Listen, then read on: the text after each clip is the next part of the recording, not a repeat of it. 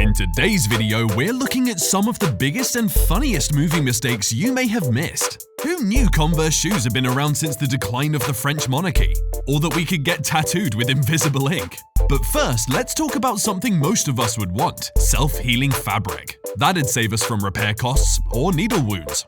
Number 10. Self-healing jacket. Ever had a lousy clothing day? Did your shirt get ripped after accidentally getting hooked on a protruding nail? Maybe you had a rough sports session and came home to a new hole in your sock. If only we had clothes made out of the material the Terminator's jacket was made of, none of these would be a problem. In Terminator 2: Judgment Day, the Terminator was sent to protect Sarah Connor's son, John Connor, from a more advanced and powerful cyborg. Someone more powerful than the legendary Arnold Schwarzenegger? You know some action is about to go down. In one scene, the two cyborgs meet in a narrow corridor, with poor John caught in the middle. As John is about to be sprayed with multiple bullets, the Terminator covers the teen with his own body, soon getting himself littered with gunshots. Of course, that means his leather jacket will get extremely damaged, or so we thought. Just a couple of seconds later and all the bullet holes are gone. I want to know how he did it. It'd save me from jabbing my thumb with the sewing needle. Number 9. New crewmate? Blink and you'll miss it. While arguably the best flick in the franchise, the Pirates of the Caribbean: The Curse of the Black Pearl isn't a stranger to movie mistakes. From Orlando Bloom's morphing facial hair to the apparent safety board behind Johnny Depp during his character's execution to the missing fort the morning after Will helps Jack Sparrow escape. See, there are quite a few glaring mistakes already. But do you know the funniest and biggest of them all? It happens during the ending scene when Jack Sparrow is reunited with his crew and everyone is ready to go on another adventure. Watch closely now. Did you spot it? There's a tourist on board. Now, I don't know how he was able to get there considering how strict production teams are about sight blockage during shoots, but how did nobody in post-production notice him? Number 8. Trendsetter. Sorry, but who was the creator of Converse sneakers again? Marquis Mills Converse. I thought it might have been Marie Antoinette or someone of her time, if I follow this movie's logic anyway. I mean, look at this clip. You can see a pair of Chucks in the background while the Queen is trying on another pair of shoes. How did those get there? I wonder if those are actually owned by the actress Sofia Coppola who portrays Marie Antoinette. Girls know how difficult it is to be wearing heels most of the time. It makes you feel confident, but it makes your feet think you hate them and want to torture them. I wouldn't be surprised if she would have had these comfy sneakers on during scenes her feet aren't seen. Alas, I don't think we'll ever know. Number 7. Muggle transfer student. We all know the boy who lived and his story, partly thanks to the movie franchise which helped bring the books to life. But do you know there's a hidden character in the Chamber of Secrets installment? Yeah, there may have been plenty of side actors in the duel scene to fill out the halls, but even then you should be able to spot him with no problem. Why? The cameraman somehow didn't realize he was in the shot. Maybe we could have passed him off as an older extra even if he wasn't wearing robes since he was clad in black anyway. But what makes him stick out like a sore thumb is the big ol' equipment in his hand. I don't think anybody in the wizarding world has that, regardless of how mighty or knowledgeable they are. Number 6. Doc, no!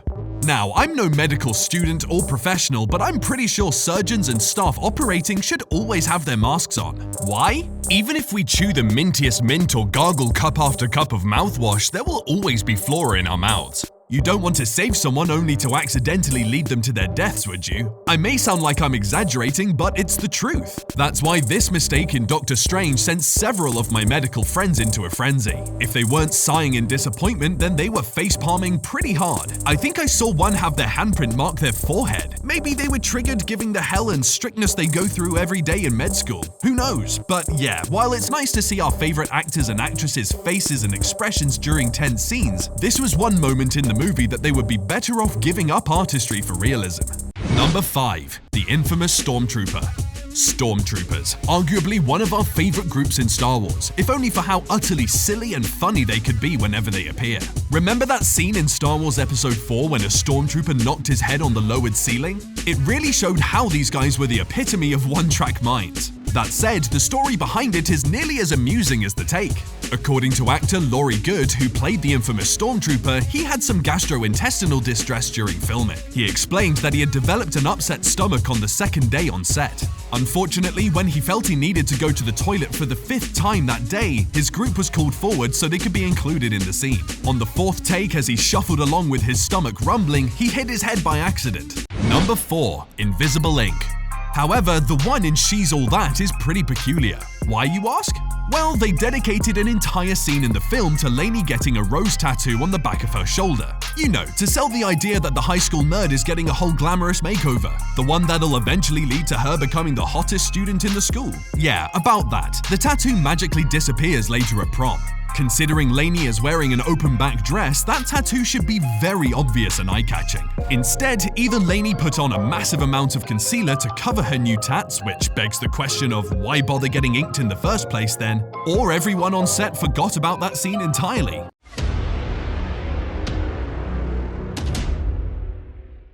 Time for today's best pick. What are some more out-of-place props that you could name? We already have shoes. What's next? A Lamborghini in a medieval setting? Find out what time inappropriate prop shows up in this movie next.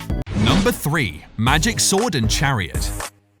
As much as we love a little blood and gore in our epic historical films, it's hard not to spot some of the blunders committed within, like the ones in Gladiator. No, it's not really about a plane appearing in the sky like pictures online told us. For one, that was a hoax that Snopes debunked as an ad made for an endless number of articles regarding movie mistakes. The actual errors, though, can be seen right here. Take what happened during the memorable Are You Not Entertained scene. While there may not be an aircraft in the sky, that sword knows how to jump between hands in milliseconds. When Crow's facing the crowd, the blade appears to be on his left, but when the camera pans us to the view behind him, the sword seems to be on his right. Only for it to return to the left when we're thrown back to the same perspective as the first.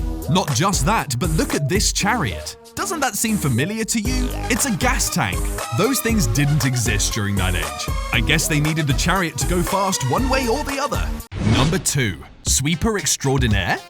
I know we've all witnessed some comedic moments during work, some of which were unintentional. This mistake, though, I'm not entirely sure. It smells intentional to me. Look at the guy cleaning the dock behind James Bond. Yep, his broom is about a whole foot away from the ground. What's he trying to push away? The tiny microbes in the air? I suppose there could be an argument made that the director told him to only pretend to clean so that the mics won't pick up any stray sounds. But still, if that's the case, why get this shot anyway? Or if it's essential for background realism, they could have placed him elsewhere. Number 1. Unfortunate victim. Now, how did that guy get there? Either he stumbled on set somehow and the crew adjusted by giving him some gory VFX, or the director thought it would be an excellent idea for a random person to suddenly appear in an alien war zone, only to die a few seconds after his appearance. No, seriously, I'm not being mean. A couple of my friends and I shared puzzled looks when that moment played on screen. That guy looks really out of place. He wasn't even in the wide shot just a few moments ago when the movie showed the shambled city. Still, I guess he performed well.